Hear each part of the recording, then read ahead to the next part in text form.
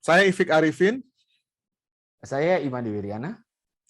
Kita berada di Techniques by Inixindo.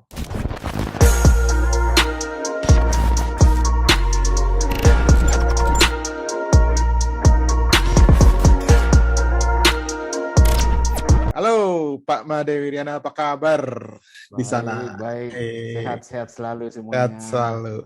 Pak Made, saya ini kenal Anda sebagai pejuang open source, sebetulnya salah satu pejuang Provokator. gitu ya. Provokator, mungkin lebih tepat kalau dibilang provokator. Tapi sebelum kita berbicara ke arah open source itu, saya ingin tahu dong bagaimana Pak Made berkenalan dengan open source, dan terutama Pak Made setelah lulus SMA kemana dulu nih?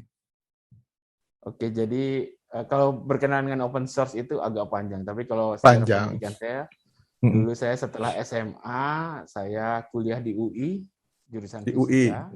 Jurusan fisika? Fisika UI. Kemudian di saat yang setelah setahun berikutnya dapat kesempatan ngambil juga teknik informatika di Universitas Gunadarma. Jadi kuliah di 2 tempat. Ya. Sembari juga main band buat cari makan. Asik. Nanti kita khusus bicara ngamen ya. Aku nggak mau kalah sama Pak Made ngamen. Jadi sebetulnya asal muasal saya suka ngoprek komputer itu justru dari bermusik sebetulnya, yang banyak orang tidak tahu. Dan terus terang ketika saya belajar komputer, saya banyak belajar dari baca dokumen. Ya zaman segitu kan nggak ada internet, orang sedikit. Miskin ya Pak ya, miskin resources. Baca buku Andrew Tannenbaum, baca BIOS code, pokoknya benar-benar baca source code orang lah untuk belajar. Ya. Jadi istilahnya kebutuhan membaca source code itu pada saat itu. Dan di tahun-tahun itu saya berkenalan dengan Pak Buyung Saleh. Pak Buyung. Pak Buyung. Pak Buyung. Helmi Saleh. Saat itu terkenal sebagai yang memperkenalkan MIDI di Indonesia gitu. Nah, itu kan dokumen terbatas ya. Untuk belajar mengcoding untuk aplikasi seperti itu ya modal kita hanya source code lah. Jadi itu berburu source code dari majalah-majalah untuk tahu gimana sih bikin aplikasi segala macam. Nah, itulah sebenarnya dari spirit open source-nya itu saya belajar ketika saya mencoba memahami teknologi musik. Jadi sebetulnya awalnya tuh di situ. Awalnya di situ. Ngoprek istilahnya ya. Ngopreknya ya, karena ya gimana lagi ditanya orang nggak ada yang ngerti, yang mau ada sound ya baca source code lah gitu. Iya, dan jarang banget yang tahu yang waktu itu ya, jarang banget ya. Iya, zaman itu masih sedikit lah orang-orangnya gitu. Jadi saya S2 ke Australia. Ambil apa tuh Pak? Australia, saya ngambil S2, namanya Computer Studies. Nah, tapi ini yang sebenarnya sangat berperan. Kenapa? Ketika kita di Indonesia kan jarang pakai Unix ya, rata-rata DOS gitu ya. Oke lah Windows 3.1 saat itu. DOS 3.1. Saya ngambil S2, itu namanya semua kerja pakai Unix gitu. Kita kayak orang bego bener. Unix yang mana nih Pak? Varian yang mana? Nah, jadi saat itu kita di kampus pakai AIX karena AIX ya. AIX. Kemudian saya juga pakai IRIX karena Silicon Graphics. IRIX. Wow. Itu mahal tuh Pak, IRIX. Iya. Dan desktopnya karena kita harus login ke X application, kita pakai OS2 banyak. OS2 kan punya X interface. Ya. Nah, yang jadi masalah kalau saya ke rumah. Apa tuh? Rumah adanya DOS nih. Kalau ke rumah kan adanya DOS. DOS aja ya. Kita login ke kampus memang ada pakai modem. Cuma ya kan tahu sendiri waktu itu speednya modem kayak apa, nggak mungkin. 9.600 bps ya. Iya, sedih sekali lah. Pakai tulit dulu. Download email aja harus bikin copy baru selesai. Gitu. Udah. Nah, disitulah mulai pencarian. Oh, saya perlu nih sesuatu yang kayak Unix yang bisa saya install di PC. Sebenarnya simple, pragmatis sekali lah.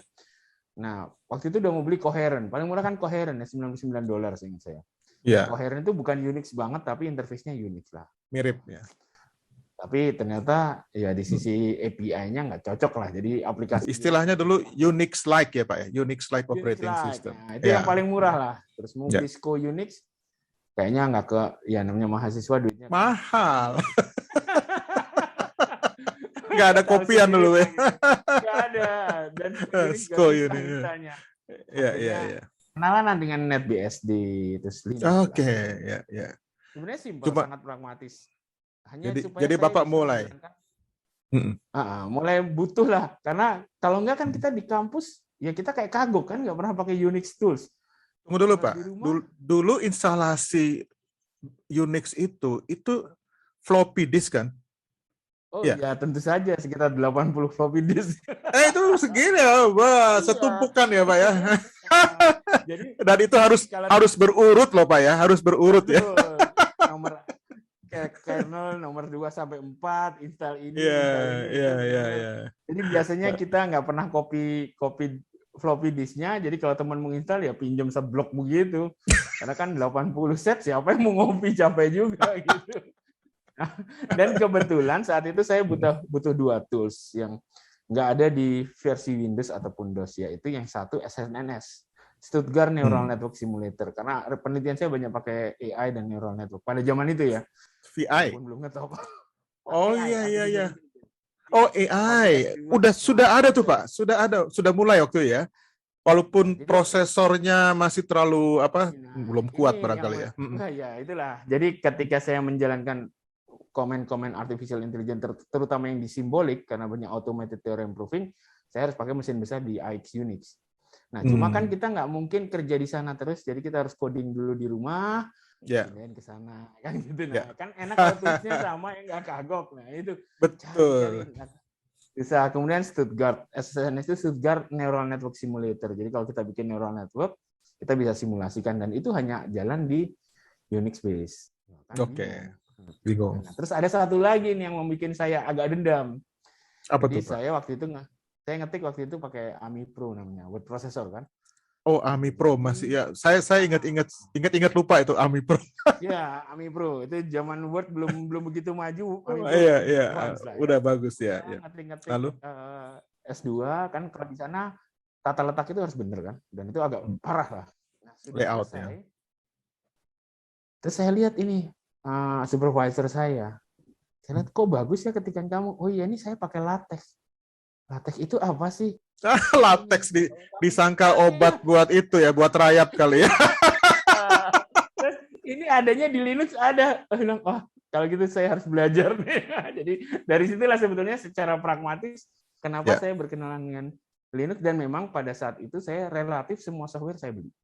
Jadi ketika saya penelitian, karena malu kan di sana, semua dari OS, Windows-nya saya beli asli, MATLAB-nya saya beli asli. Jadi saya merasakan lah benar-benar biaya perangkat lunak itu nggak main-main kalau kita mau serius. Betul. Waktu itu saya beli MATLAB aja harganya ya tahu sendirilah MATLAB. Lumayan banyak. Sekarang aja masih mahal ya.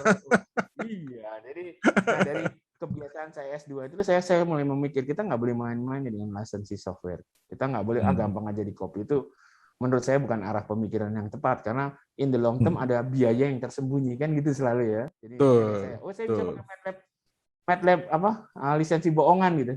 Tapi ketika saya ke peneliti luar, loh, kok kamu kayak gitu, kan malu gitu. Price. Ini siapa katanya? Iya, nah jadi dari situlah saya mulailah. Udah deh, sejak itu saya hanya punya 2 pilihan.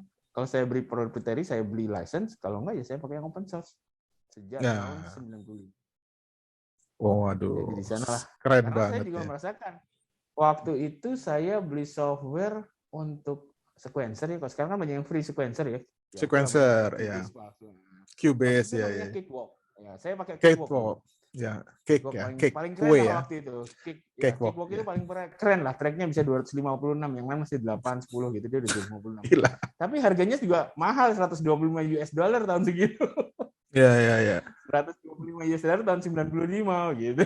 Ya, buat mahasiswa S2 juga masih terlalu mahal itu, Pak. Terlalu mahal itu.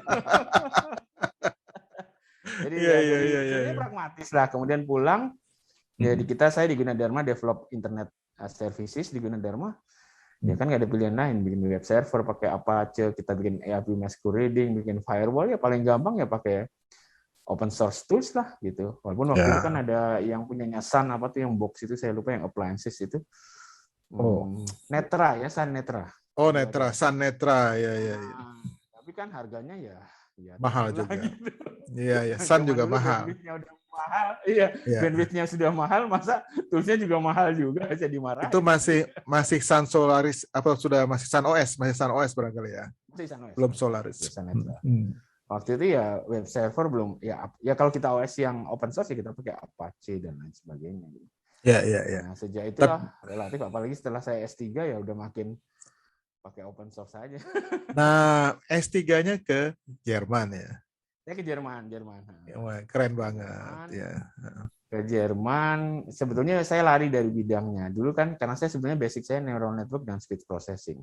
Ya. Terus saya majuin proposal ke profesor saya. Ini saya mau bikin dengan teorema neural network ini. Oh ya bagus. Tapi profesor saya itu seorang filsafat logika. Waduh. Matematika lah gitu. Ya. Sebetulnya secara engineering ya neural network bagus. Cuma punya satu masalah filosofi yang agak sulit dijawab. Apa? Kita nggak pernah bisa memverifikasi bahwa neural network itu benar kan? Ya, mungkin bisa jawab. Tapi kita nggak pernah bisa memverifikasi dia itu benar. Saya mikir, iya juga ya. Jadi, wah ini merusak pemikiran saya. Akhirnya pindahlah geser temanya. Namanya orang filsafat itu kan suka mikirnya aneh-aneh kan ya. Maksudnya, kadang-kadang dia mikir yang di luar kita normal gitu nih orang filsafat. Pak Made udah bahasa Jerman atau bahasa Inggris waktu itu? Kebetulan profesor saya orang Inggris. Oh, enak dong. Jadi dia Britain tapi dia jadi profesor di Jerman. Tapi ya kalau kita hidup di Jerman kan nggak mungkin nggak bisa pakai bahasa Jerman ya. Kita ngajar bimbing mahasiswa kan ya mau nggak mau bahasa Jerman ya, walaupun kalau saya ngajar mendingan pakai bahasa Inggris ya daripada saya pusing kan, mendingan mereka saya pusing gitu. Dua-duanya pusing. Oke. Jadi ya itulah dan yang menarik itu ketika profesor saya sebagai orang filsafat, jadi akhirnya saya bergeser ke sistem development. Saya cerita.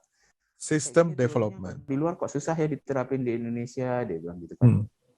Gini-gini terus dia bilang, lah kamu itu kan punya suasana masyarakat, tantangan di Indonesia itu berbeda. Kenapa kamu harus paksakan dengan teori-teori yang ada di Barat, katanya. Jangan. Ya itulah saat kamu menemukan teori kamu. Saya bilang, iya juga ya, tapi ternyata menemukan teori sendiri itu lebih susah daripada teori yang di Barat. Bisa lama Pak. Betul. Jadi, kenapa kamu harus paksakan gitu? Ya memang situasinya seperti itu ya. Kamu nggak boleh paksakan dengan teori-teori yang ada gitu. Terus dia juga pikir kalau bikin sistem itu kamu hanya jangan masalah teknis. Aspek non teknis sosial itu sangat mempengaruhi. Sosial juga harus diperhatikan ya. Lisensi segala macam sebenarnya pengaruh di masalah teknis, jangan hanya teknis ya. Itulah diracuni profesor saya itulah. Akhirnya masuk ke situ ya. Ke sistem development. Sistem development. Jadi dari situlah justru melihat open source itu tidak sebagai hanya memilih software, tapi jauh kepada pola pikir yang akhirnya yang saya tangkap gitu loh.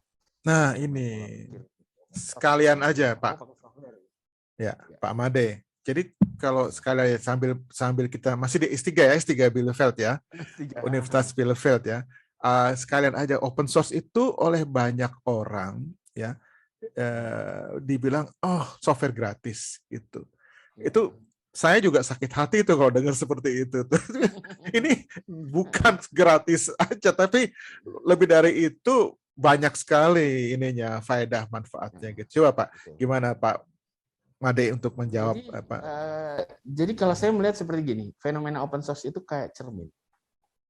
Jadi ketika lontaran itu banyak terjadi di Indonesia, ya memang itu cermin masyarakat kita termasuk development society kita.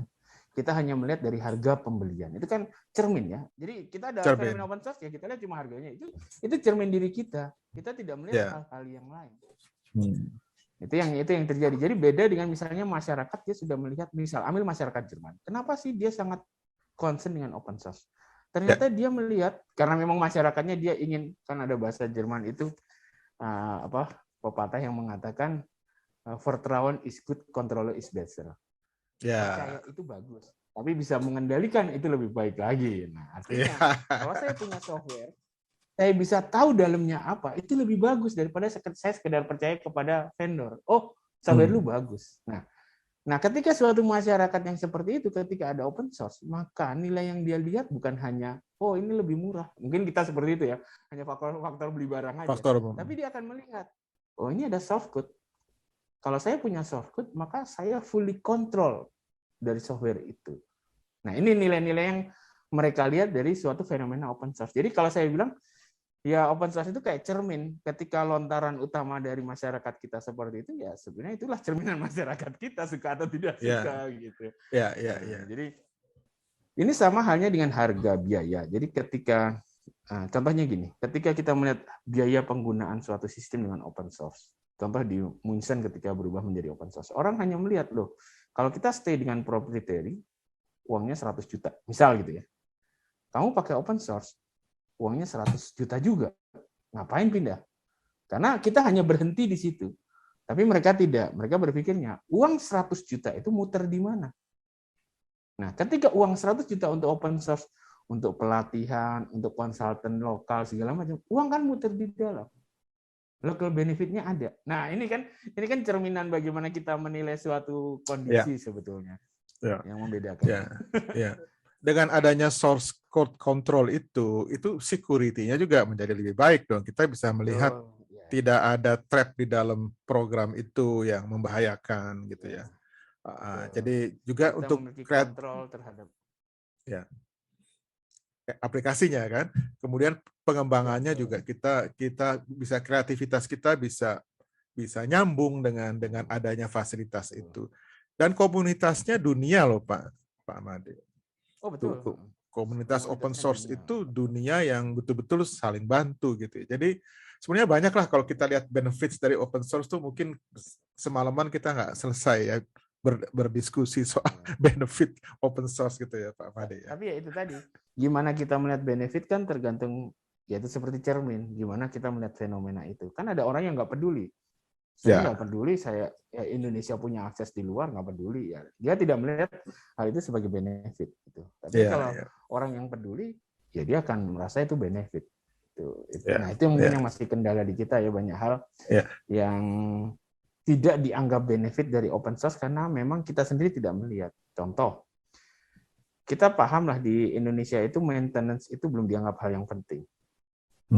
Beli kita kasarnya kan. Sehingga ketika open source menggeser fungsi dari pembelian ke maintenance, kan sebenarnya open source itu yang dominan kan biaya maintenance ya kasarnya. Gimana kita punya tim yang akan memaintain. Gimana kita punya akses ke komunitas supaya apa yang kita gunakan bisa termaintain dengan baik. Artinya kan menggeser dari hanya sekedar purchasing kita ke maintenance.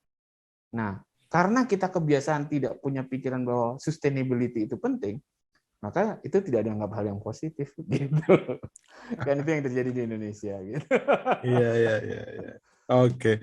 Jadi Pak Made di Bielefeld itu hasilnya menjadi doktor rare nat ya. Rerum naturalium ya. Itu computer science kan di Naturwissenschaft ya. Naturwissenschaft. Jadi Naturwissenschaft itu tidak lain adalah science ya Pak ya. Science gitu kan. Ya. Jadi agak aneh loh titelnya Pak Made ini dokter Renat. Tapi saya langsung tahu mungkin gitu Pak. Oh. Jerman itu kan memang agak aneh dalam pendidikan ya. Maksudnya Jerman itu kan sangat merdeka, sangat liberal dalam pendidikan. Sehingga bagaimana bentuk pendidikan yang kita miliki, degree yang kita miliki itu kan tergantung kitanya, bukan tergantung prodinya. Kita boleh kuliah apa saja, terus kita tinggal majukan tesis, ini ya saya mau lulus sebagai dokter apa. Berbeda dengan kayak kita kan sudah penuh pemaketan ya. Nah, ini sudah ada jalurnya ya. Betul. Jadi Jerman itu istilahnya kebebasan akademik itu bukan hal politis sebetulnya. Kebebasan akademik ya kita bebas mau belajar apa saja gitu loh. Ya, di Jerman kayak juga saya, kan fakultasnya biologi gitu. Oh iya. Keren. yang saya heran di Jerman itu Pak, mahasiswa nggak di absen loh Pak. Iya kan? Ya buat apa? Nggak ada absensi. Iya udah umur 21 kan udah dewasa ya. Kalau nggak mau kuliah kan nggak masuk. Sebelumnya bagaimana kita menempatkan orang aja. Kita ingin menempatkan mahasiswa sebagai orang dewasa, tapi kita tidak memperlakukan mereka sebagai orang dewasa. Exactly, itu poin yang itu jadi masalah. Ya, seharusnya they know what they are doing gitu ya. Jadi, betul. tapi kadang-kadang Kalau memang mau ya salahmu sendiri, nanti nyesel tuh. Iya, kalau di sana kan Waktu udah nyesel dia bilang, kenapa Bapak nggak mengingatkan saya dulu gitu kan? ya kamu udah 21 Kita salah tahun juga. bukan tanggung jawab saya. Jadi kalau di sana ya kamu udah 21 tahun udah apa istilahnya urusan lu deh gitu. Iya. Ini sebentar Pak, ini kok ini saya macet. Ya ini dia. Ya. Tadi agak macet ya. Oke, kemudian Bapak lulus dari Jerman, masih kerja di Jerman atau langsung ke Indonesia, Pak Made? Jadi saya sebenarnya dapat pilihan untuk stay di sana sebagai dosen, karena saya sudah punya kelas, saya masih bimbing mahasiswa, dapat pilihan W1, istilahnya W1 itu kan dokter baru sebagai stelo di kampus gitu. Tapi saya mikir gitu, enakan pulang di Indonesia karena kata orang, nggak tahu benar atau salah ya, kalau jadi lilin itu walaupun lampunya kecil tapi tempat gelap kan akan jadi terang daripada kita petromak di Jerman nggak ada yang lihat gitu. Pertama itu, kedua juga ya kita di Jerman nikmat lah, istilahnya hidupnya teratur, kampus. Gaji besar Pak. Kalau gaji enggak? Gaji besar aja, itu aja yang gaji besar tapi potongannya besar. Besar juga. Biayanya besar juga. Gitu. Purchasing power-nya rendah lah gitu. Biaya hidup. Ya. Nggak, maksud saya biaya hidupnya juga suka 2/3 dari gaji kita kan Pak ya, jadi besar juga. Karena kan gitu. kita kalau sudah mulai kerja itu 40% pasti kena pajak. Iya, hilang itu. Iya. Belum sewa rumah juga mahal. Mahal. Jadi ya kalau di kurs kayaknya besar, tapi at the end juga nggak juga sebetulnya. Cuma kan yang menyenangkan itu kayak semua serba teratur, kampus baik, pendidikan. Disiplin. Saya berpikir, pertanyaan saya bukan, enak juga ya, cuma pertanyaan saya pada saat itu, ini bukan ideal ya, tapi gimana sih membawa apa yang sudah saya pelajari di sana itu ke Indonesia. Masalah berhasil atau tidak itu kan urusan lain, yang penting ada niat bawa ide-ide itu dulu ke sana. Gitu. Jadi itulah yang membuat saya keputusan, saya pulang aja deh gitu. Oke. Ditawarin, enggak Pak, udah beli tiket, saya mau pulang aja. Pulang. Jadi pulangnya itu bukan gara-gara nggak ada ayam betutu di Jerman ya Pak ya? juga sih. Jadi kalau saya suka joke gini, kalau bagi yang hanya liburan ke Jerman atau sebentar setahun 2 tahun bisa bilang, enak ya hidup di Jerman. Terus saya bilang, ya cuma kalau kamu udah kayak saya selama ini udah merasakan di saat winter pulang ke rumah kulkas kosong perut kelaparan, di otak ini mikirnya seandainya ada tukang bakso lewat ting ting ting lah, nikmat sekali. Bet itu serius betul. Di sana kita kelaparan Pak. Kalau nggak ada makanan di rumah ya udah nunggu besok. Nunggu besok atau mau nggak mau keluar ke yang kalau malam ada kan paling pom bensin aja, ya paling. Dan mahal Pak, mahal ya. Kalau kita keluar mungkin masih ada restoran yang buka tapi mahal sekali ya. Iya, jadi saya rasa sih bagi dokter yang pulang, jujur ya, kalau pada posisi dokter ya mungkin kalau kita hitung kurs itu kecil nilainya, tapi kalau kita hitung kenikmatan hidup dan purchasing power nggak kecil juga sebagai dokter. Nah, tapi yang sering teman-teman lupakan, ketika mereka pulang dari Jerman, ketika di Indonesia sebenarnya kita mendapat lompatan tanggung jawab. Ini yang sering tidak siap. Dalam arti gini, di Jerman itu kan dokter itu pegawai starting point di kampus, benar kan? Dokter itu baru W1, baru jadi dosen baru kasarnya. Baru mulai. Baru mulailah ngasih nilai aja masih nempel sama dosen yang gede, nggak boleh sendiri kan gitu. Dokter loh. Nah, dia pulang ke Indonesia, apalagi di fakultas di kampus kecil, tiba-tiba kamu jadi ketua program studi, kan lompat tanggung jawabnya. Nah, selama di Jerman dia tidak pernah mempelajari memiliki tanggung jawab itu. Kan terjadi lompatan tanggung jawab. Ini yang sering jadi masalah. Nah, kaget juga ya. Kebetulan saya sering di Jerman tuh bukan dikerjain ya, disuruh profesor saya untuk bantuin dia gitu. Jadi suka atau tidak suka akhirnya saya melihat ya beberapa tanggung jawab itu sudah saya alami dan akhirnya saya bilang ya mau di Jerman di Indonesia sama aja. Sama aja. Kamu mimpin grup ya harus cari dana, nyari itu ya bagian dari pekerjaan gitu. Nggak ada dana riset turun dari langit itu. Jadi adaptasinya seperti itu ya. Ya. Emang agak berat loh Pak kalau menurut saya yang terbiasa hidup di Jerman dengan yang tadi ya, serba disiplin, kalau janji selalu ditepati, serba teratur, terus sampai sini kaget langsung. Reverse culture shock. Kita datang kena culture shock, kita pulang kena culture shock lagi. Tapi ya gitulah, nikmati apa adanya gitu ya. Jadi ya di mana-mana sih bagus aja gitu ya. Emang. Tapi benar, kalau Pak Made bilang banyak teman-teman yang pulang akhirnya nggak tahan balik lagi mereka, Pak. Ada yang seperti itu. Ya. Banyak. Cuma saya punya satu hal yang mendorong saya pulang sebetulnya. Jadi ketika saya baru datang ke Jerman, saya ketemu seorang Indonesia. Dia belajar. Dia lulus terus kerja. Terus dia bilang, "Di, kalau kamu udah selesai, mendingan lu kerja di sini, ngapain pulang kayak teman-teman gue." Ya kan? Udah, ini orang yang sama. Ketika saya menjelang lulus, saya ketemu orang yang sama itu lagi, tapi ngomongnya beda. "Di, mendingan lu pulang." Kenapa? Teman-teman gue dulu yang pulang, waktu 5 tahun awal ya kayaknya susah gitu. Tapi sekarang mereka gaya banget, udah punya perusahaan sendiri, ke Jerman buat liburan. Gue masih aja jadi pegawai kayak gini.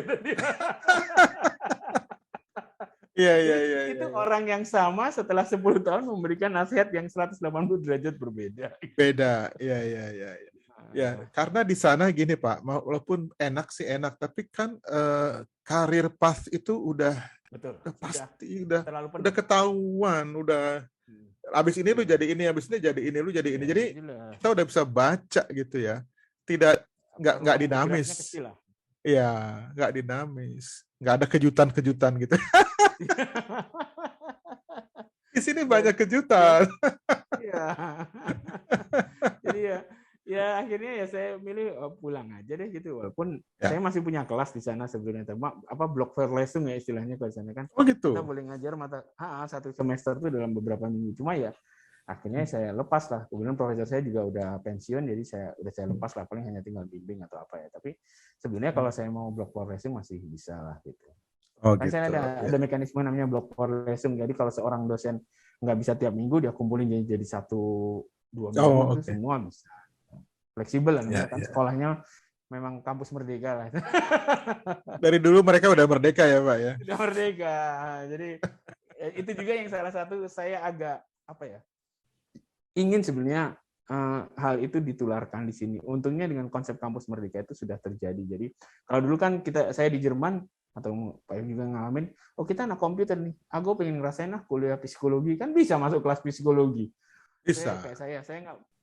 Saya komputer, saya pengen tahu nih linguistik kayak apa sih, ikut aja kelas linguistik, nggak masalah. Bisa. Mata kuliah 2 mata kuliah, santai aja. Bisa. Gitu. Tapi dari dulu udah bisa ya.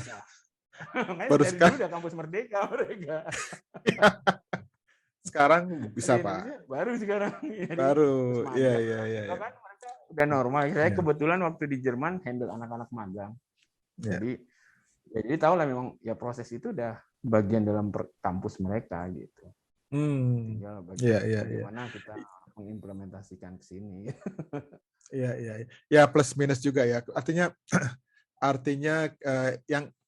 yang mungkin masih kurang itu adalah tanggung jawab kali ya, barangkali kayak soal absensi tadi ya. Jadi kalau kita tahu apa yang kita mau itu gampang, tapi kadang-kadang banyak yang nggak tahu mau kemana gitu. Itu jadi yang jadi akhirnya ngelamun gitu ya Pak. Jadi nggak maju-maju gitu. Jadi nggak jelas kemana-mana gitu. Iya. Tapi kan ya memang masyarakat lagi ya. Iya. Tapi masih ada kontak Pak sama Universiteit Bielefeld? Sering. Masih. Sering. Apalagi sekarang ya, karena posisi saya kerja sama internasional ya, saya sering tetap kontak-kontak dengan kampus, termasuk dengan artificial intelligence ini. Saya ingin mempelajari di sana, itu kan sudah lama ya artificial intelligence, dan network antar kampus cukup bagus di FKI itu, Deutsche Forschung für Künstliche Intelligenz. Saya merasakan dulu waktu awal-awal itu saya malah masih di kampus, masih kursus bahasa Jerman. Tapi saya sudah tahu di FKI karena dari profesor saya sering nebeng seminar kuliah di mereka gitu. Oh, ini di FKI ada acara bagus, saya nongkrong belajar gitu. Nah, kan enak ya, menarik ya konsep seperti itu kalau bisa diterapkan di Indonesia. Kebetulan saya membantu Dikti untuk Indonesian Artificial Intelligence Research Consortium. Oke. Kampus Nah, inginlah kita bagaimana sih kita udah nggak usah perlu ngeliat kampus mana, tapi ini mahasiswa Indonesia gitu, kita bisa sharing resource lah gitu. Resource itu bukan hanya komputer ya, tapi sumber daya manusia, semuanya. Penelitian. Kenapa sih harus mahasiswa ITB hanya mengakses ITB, nggak bisa mengakses dosen UI gitu kan lucu ya. Yeah. Yeah. Jadi saya sering joknya gitu, lebih mudah saya mengirim mahasiswa ke Jerman daripada saya mengirim mahasiswa saya untuk belajar ke ITB ataupun UI yang deketan. Ya. Birokrasinya beda, Pak. Betul. Kalau Jerman terkenal birokrasinya, tapi nggak susah-susah banget juga ya.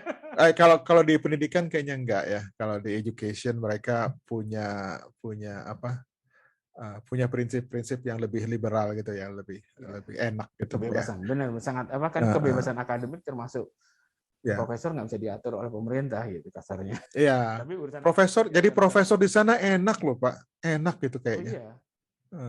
Nyaman gitu. Dia kan riset, dananya juga gede-gede. Tapi kalau dana itu beda sebetulnya. Dana itu profesor itu harus cari dana. Jadi bayangan kita kan mereka dapat duit, tapi ternyata tidak gini. Jadi di dalam pendanaan kampus, profesor itu hanya dapat dana operasional tahunan. Itu sangat kecil. Mungkin hanya untuk profesor itu hanya bisa conference tahun sekali, tahun 2 kali. Dia. Nah, kalau dia ingin kan dia dituntut untuk punya result ya, maka dia harus nyari funding. Nah, kalau saya punya funding, kan dapat duit nih, barulah saya buka nih kesempatan untuk Hilfskraftwissenschaft bahasa sananya HIWI. Nah, HIWI bayar dari uang proyek. Atau saya carilah ke DAD nih, saya nerima S3 dari Indonesia. Nah, baru ngerjain proyek dia gitu. Jadi profesor itu 50% waktunya itu seperti manajer cari funding, ngatur proyek gitu. Profesor itu. Nah, jadi kerjanya sangat harus berteman lah. Jadi seorang profesor sana harus berteman. Karena kan agak beda dengan di Indonesia. Indonesia itu kan profesor pangkat. Kalau di sana kan profesor itu biasanya gini, satu kampus ingin ke bidang tertentu, dia buka stelo profesor, vakansi profesor. Dibutuhkan profesor bidang X. Masuklah profesor. Nah, dia harus mengembangkan bidang tersebut. KPI mereka gitu. Nah, jadi ini yang agak berbeda antara konsep profesor di Indonesia dengan di Jerman. Sehingga ketika profesor ada, dia dapat dana operasional, ya carilah dana funding. Nah, ketika dapat funding, kalau fundingnya banyak, makin banyak tuh asistennya dia, makin banyak fasilitasnya gitu. Iya. Lain ya. Nah, terus sekarang di Jerman itu open source gimana perkembangannya Pak Made? Kalau mereka jadi gini ya, kalau saya tidak masalah pemanfaatan jelas lah, mereka sudah banyak memanfaatkan open source dari dulu. Cuma masalah bagaimana mereka mensupport proyek-proyek penelitian yang hasilnya itu di open source kan software. Itu banyak di sana. Jadi misal kalau kita lihat kampus kampussource.de kalau bahasa Jerman kampussource.de itu software. Jadi prinsipnya mereka selalu gini. Kalau pemerintah memberikan funding untuk membuat software, itu sifatnya harus free pada publik. Kecuali kontrak industri lainnya. Kalau pemerintah free. Nah, inilah yang menjadi perkembangan software open source di Jerman itu sangat cepat karena memang dana pemerintah untuk menjadikan software itu open source. Jadi banyak lah. Di luar dari konsorsium European Union, pemerintah sendiri. Jadi misalnya pemerintah butuh software X, ya sudahlah, ini saya punya dana sekian, kita bentuk konsorsium, tim developer, kita bayarin, softwarenya dibikin open source. Banyaklah kayak collapse-nya KDE itu kan dibayar pemerintah awalnya. Terus banyak beberapa tools itu seperti itulah. Jadi pemerintah yang mendanai sebetulnya. Gitu. Nah ini yang kita belum ke arah sana lah. Gitu. Ya. Saya pernah ketemu Klaus Knopper, Pak Made. Klaus Knopper, ya yang buat Knopix itu ya. Dia kebetulan lulusan Kaiserslautern, Universitas Kaiserslautern. Dia sekarang jadi profesor di situ ya. Tapi ininya agak terputus ya, Linux-nya agak terputus gitu karena dia konsentrasi dengan riset yang dia buat gitu ya. Jadi mungkin udah pindah hobi dia gitu ya. Jadi hobinya waktu itu digeser ke HIWI-nya yang ngerjain, nggak harus dia kan? Oh iya, kan profesor punya HIWI banyak gitu ya. Udah mereka Hilfswissenschaftler ya. Iya. Hilfswissenschaftler. Iya, bisa jadi. Cuma waktu itu saya kebetulan ketemu sebentar sih ngobrol-ngobrol gitu ya. Dia waktu itu lagi buat proyek 3D printing gitu. 3D printing ya, lagi getol-getolnya gitu ya. Terus dia juga bicara Bitcoin gitu ya, the future of Bitcoin. Pokoknya entusias gitu ya. Rupanya dia ikut main juga di situ. Jadi emang open source itu ya terlalu banyak juga sih ininya ya. Jadi kalau di Indonesia sendiri komunitasnya banyak sekali ya.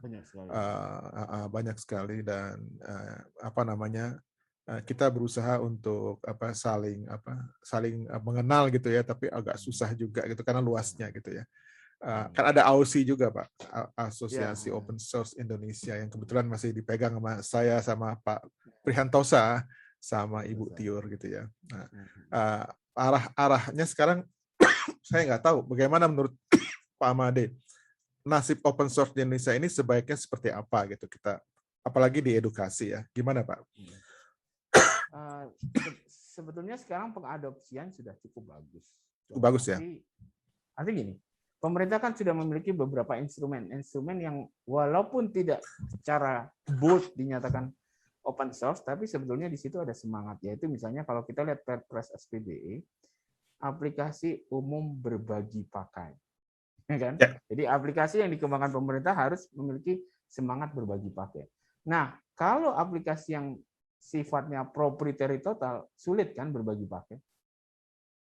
Jadi sebenarnya di situ ya mau tidak mau menyiratkan akan lebih mudah kalau aplikasi ini sifatnya open source, ataupun infrastruktur komponen yang digunakan juga open source, karena kan harus berbagi pakai. Jadi kalau aplikasinya hanya free tapi di bawahnya tidak berbagi pakai, kan nggak bisa dibagi pakai juga. Jadi sama aja. Banyak proyek-proyek pemerintah itu sekarang sudah jalan dengan aplikasi open source, yang tadinya orang meragukan. Contohnya saya terlibat ada satu sistem di kesehatan namanya PISPK, Family Folder. Jadi untuk menyimpan data survei kesehatan setiap orang di Indonesia, rekornya itu ada sekitar 190 juta lah sekarang. Dan berapa itu Pak? pakai open source. 100? Juga luar biasa, besar sekali ya. Juta. Rekor besar. Seluruh Republik Indonesia kan harus. Kan kita ini dicatat nih, ada 12 indikator. Merokok, darah tinggi, segala macam. Nah itu disimpan di Family Folder. Di sistemnya namanya PISPK. Dan itu setiap 3 bulan diperbaharui. Jadi historical, dari 120 juta historical. Nah itu tadinya mau pakai proprietary, tapi ya kondisi biaya dan lain sebagainya tidak memungkinkan. Akhirnya switch ke full open source semuanya. Itu salah satu yang membuat orang percaya. Kemudian satu lagi yang kita tahu, OSS itu juga dulunya kan pakai Postgre, terus LNSW National Single Windows itu juga Postgre. Banyak open source-nya di sana. Kemudian Bea Cukai. Kemudian sekarang BKN itu juga pakai Postgre semua, ya. Sehingga Kementerian Keuangan sudah melihat, wah ini memang kemungkinan kalau kita tanda petik agak menyarankan memakai open source, bagus sekali, karena toh yang paling sulit itu kan kalau kita memakai lisensi, kita mau duplikasi kan harus bayar lisensinya juga. Misalnya saya punya aplikasi yang pakai database, Oracle lah, saya sebutlah mereknya Oracle ya, yang paling banyak. Terus saya ingin pakai di 650 instansi, kan harus beli 650 lisensi. Multiplikasi. Nah, ini kan duit ya. Nah, jadi ini salah satu yang menjadi banyak pertimbangan. Walaupun tadi utamanya adalah masalah duit. Tapi bukan itu saja. Ketika kita punya specific requirement, proprietary ini ternyata sulit. Kenapa? Masalah-masalah yang ada di Indonesia itu tidak ada dalam radar vendor proprietary. Padahal sangat khas. Itu yang saya alami develop sistem-sistem di pemerintah. Jadi sampai kita panggil vendor juga, wah saya belum pernah ngalamin kayak gitu ya. Jadi akhirnya itu tadi open source itu menggeser pertanggungjawaban ke kita sebetulnya. Kita siap nggak punya pertanggungjawaban itu. Tapi itu dimungkinkan. Kalau proprietary kan kita mau ngedit nggak bisa walaupun kita tahu kita punya tanggung jawab. Kalau open source saya mau ngedit bisa, saya mau ngedit apa sih bisa lah gitu. Nah ini akhirnya sebelumnya di kalangan pemerintah juga sudah sadar bahwasanya punya potensi. Tapi saya selalu ingatkan ke lembaga pemerintahan, jangan hanya take advantage, take benefit. Apa support pemerintah kepada bukan hanya artinya kebijakan harus menggunakan open source, tapi support ke community yang mendevelop open source. Gimana bentuknya? Karena kita tahu tidak bisa yang seperti pemerintah Jerman. Ini saya bikin konsorsium, Anda handle lah software open source, saya bayari tiap bulan. Kan nggak ada kita di sini mekanisme anggaran seperti itu. Kalau di Jerman ada gitu, sehingga mereka berani lah, saya mau pakai full open source, ada 20 programmer top, tiap bulan udah dibayarin, kerjanya cuma maintain code-nya itu. Bisa. Kita kan nggak bisa anggaran kita. Nah, itu juga salah satu yang saya ingatkan ke teman-teman SPBE, mekanisme anggaran kita ini nggak kompatibel dengan dunia IT. Jujur saja, mekanisme anggaran pemerintah kita itu belum kompatibel dengan dunia IT, sehingga jujur saja banyak akal-akalan kasarnya gitu. Karena bagaimana kita mau support, misalnya ini kita pakai banyak solusi open source, kita kan harus ada satu tim nih yang ngelihat patching-nya, kalau ada perlu diupdate segala macam, kan nggak mungkin dong. Benar-benar rely on community, nggak mungkin dong. Harus ada company atau konsorsium yang dibayari. Harus ada yang tanggung jawab ya. Betul. Nah, ini yang kalau di Jerman ya dia bisa kontrak, kalau enggak ya saya bikin tim the best brain dari dunia negara, tiap bulan cuma ngerjain itu dibayari. Udah. Nah, cuma kita anggaran kita masih belum kompetitif. Belum ke sana. Ya, ngerti Pak. Ya, itu mungkin nanti seiring dengan waktu barangkali ya. Iya mungkin. Setelah biasanya kan orang sudah merasakan terus berpikir harus ada seperti ini barulah bisa. Kita nggak mungkin konyong-konyong langsung berubah semuanya lah. Gitu. Oke. Oke Pak Made. Anda hanya mengajar di Gunadarma atau di tempat lain? Kalau mengajar saya hanya di Gunadarma karena nggak berani komitmen waktu, tapi ya membantu pendidikan dalam bentuk macam-macam lah. Artinya kayak saya bantu Digital Talent Scholarship untuk bikin materi, bikin Kemenaker bikin materi. Jadi itu apa tuh Pak? Digital Talent Scholarship itu program siapa itu Pak? Kominfo kan punya program namanya Digital Talent Scholarship. Jadi untuk dari Pak Pak Hari ya. Pak Hari. Nah, kebetulan tahun ini saya membantu untuk yang namanya Digital Talent Scholarship untuk Associate Data Science dan Data Scientist. Tapi artinya tidak ke mahasiswanya dulu, tapi ke dosen. Kan kita selalu gini, kita mau mengajari mahasiswa, kan dosennya juga harus dibikin. Iya dong. Jadi, nah, yang menarik dari kegiatan ini adalah kegiatan ini sinergi. Jadi bukan hanya Kominfo. Inisiat dari Kemdikbud, memulai dengan pelatihan dosen, dilanjutkan Kominfo, sekarang balik lagi untuk mahasiswanya di Kemdikbud, tahun depan juga ada di Kominfo dan ada di Kemnaker. Jadi tagline-nya ya bersama kita maju lah gitu. Jadi janganlah ini kegiatan saya ini kayak enggak, tapi ini justru bersama-sama gitu. Sinergi Pak ya. Bagus. Kalau enggak kita mau ngajarin sekian mahasiswa, misalnya target 5.000 mahasiswa. Yang ngajarin siapa? Kan dosen. Dosennya dulu kan dilatih dulu. Nanti kita punya talent pool yang bisa dimanfaatkan untuk mempintarkan lah seluruh orang Indonesia gitu. Karena memang ya kalau kita lihat SDM yang menyedihkan lah ya. Indonesia. Belum berkesinambungan ya Pak ya. Dan distribusi yang paling parah. Jadi kalau kita lihat masih ngumpul di barat dan di Jawa dibandingkan di timur lah gitu.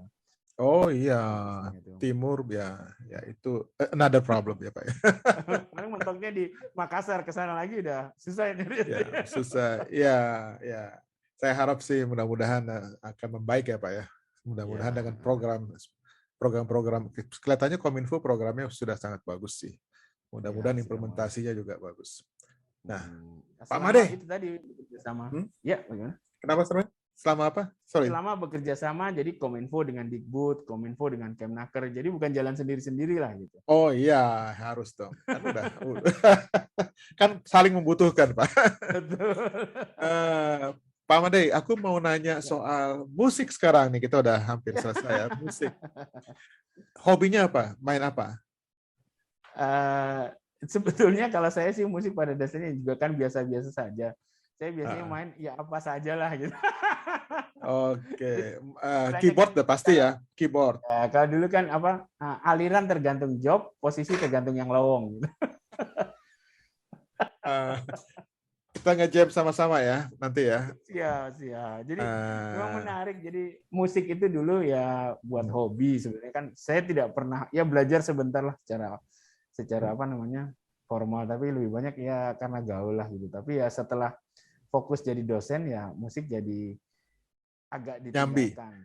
Oh. Karena memang kenapa saya belajar tadi saya ngoprek musik itu karena di Gunadarma saya difasilitasi oleh kampus. Jadi tahun 90-an itu saya disuruh bikin lab MIDI oleh kampus. Jadi saya beli peralatan MIDI pada saat itu. Waktu itu yang mainan MIDI ya masih sedikit lah, salah satu ITB lah, temennya objeknya Pak Richard Mengko lah semua itu.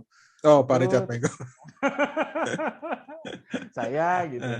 Kita bikin alat-alat, beli peralatan MIDI, terus ngoprek lah. Dari situlah sebenarnya saya justru banyak belajar komputer, kayak belajar protokol, operating system itu justru ketika saya mengoprek si MIDI itu ditimbang belajar komputer kuliah gitu. Iya. Kan itu juga ya seru Pak ya, untuk MIDI itu bisa synthesizer lah ya. Synthesizer segala macam. Udah ada albumnya belum Pak? Aduh enggak sempat lagi sekarang bikin musik karena dulu lebih seneng ngopreknya. Jadi di tahun 90-an itu ngoprek gimana sih antar synthesizer itu bisa synchronize, tukar menukar data, kan dulu ada Nemesis X ya. Jadi kita bisa tukar menukar kayak tukar menukar sound bank itu kita bisa pada saat itu ya. Terus kita bisa kontrol juga sound MIDI, bikin editor. Bikin dong Pak satu konsep untuk konser gitu. Ya, nggak usah secanggih Alan Walker, nggak usah lah, tapi gimana gitu ya. Ternyata itu cukup complicated. Musik itu ternyata complicated, tidak. Maksudnya teknologi panggung itu ternyata tidak sesimpel yang orang bayangkan. Itu sangat complicated. Jadi salah satu yang menarik misalnya Genesis Reunion Tour, bukan yang sekarang, yang lalu, itu sampai untuk animasi di belakang mereka membuat software sendiri untuk handle itu. Gitu ya? Seriusnya mereka. Ya.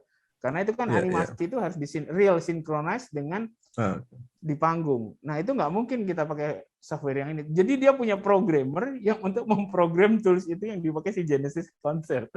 Luar biasa ya, luar biasa. Bapak juga sering bawain lagu-lagu Tony Banks, sering dibawain sama Pak Made. Terlalu susah lah itu.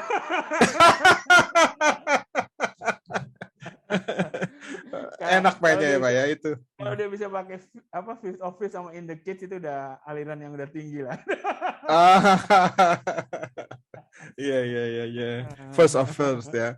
Oke, jadi kapan-kapan kita main bareng ya Pak ya. Siap. Sama kan ada Banditos juga, The Bandit ya. Bandit ya. Salah satu partner saya itu kadang-kadang kalau main band, satu itu direktur IT-nya Bea Cukai. Siapa tuh Pak? Pak Agustus Sudarmadi. Oh, oke. Tapi nyanyi lah dia, main gitar. Vokalis, Terus satu lagi sekarang dia jadi Asdep atau namanya lupa. Inovasinya Brin, Pak Hendria. Itu di Brin, ya yang ini Brin yang baru ini. Ya jadi boleh. Benar-benar main musik hanya sekedar udah pusing kerjaan kalau sekarang ya. Banyak kok yang bisa, kayak Pak Ibeng juga bisa tuh main, Pak Ibeng dari Kominfo ya. Banyak. Nanti kan karena kesibukan ya, kebetulan lagi handle banyak kegiatan lah gitu.